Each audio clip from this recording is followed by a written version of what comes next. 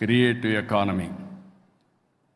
ఏది చూసినా మీరు చేసే పని డిఫరెంట్గా చేయడమే, లేకుంటే 10 మందికి అర్థమయ్యే విధంగా సొల్యూషన్ ఇవ్వగలిగితే, యూస్ కేసెస్ తయారు చేయగలిగితే ఫ్యూచర్ దీనికి ఎంతో ఉంటుంది. ఇది చూసినప్పుడు నాకు అనిపించింది, మొన్ననే క్రియేటివ్ ఎకానమీలో 2 సిటీస్ని క్రియేట్ చేస్తున్నారు. ఒకటి బాంబేలో, రెండోది అమరావతిలో. అమరావతి క్రియేటివ్ ఎకానమీ ఒక చిరునామాగా ఉంటుంది. ఈరోజు హైదరాబాద్ ఉంది. హైదరాబాద్ని మీరు చూస్తే one of the most liveable city.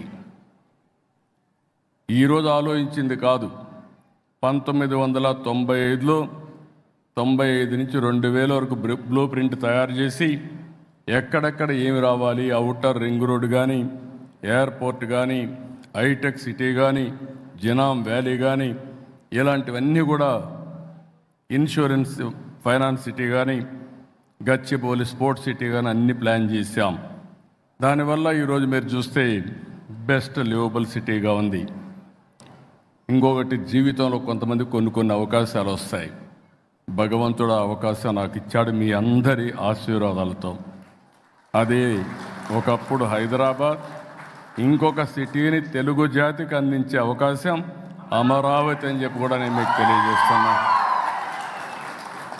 భారతదేశంలోనే కాదు, ప్రపంచంలోనే ఏ టాప్ సిటీస్ ఇండియాని చూస్తే 1 and 2గా అమరావతి, హైదరాబాద్ ఉంటాయని చెప్పి కూడా మీ అందరికీ విజ్ఞప్తి చేస్తున్నా. అది తెలుగువారి శక్తి, అది ఉండాలని చెప్పి నేను మనస్ఫూర్తిగా ఆకాంక్షిస్తున్నా.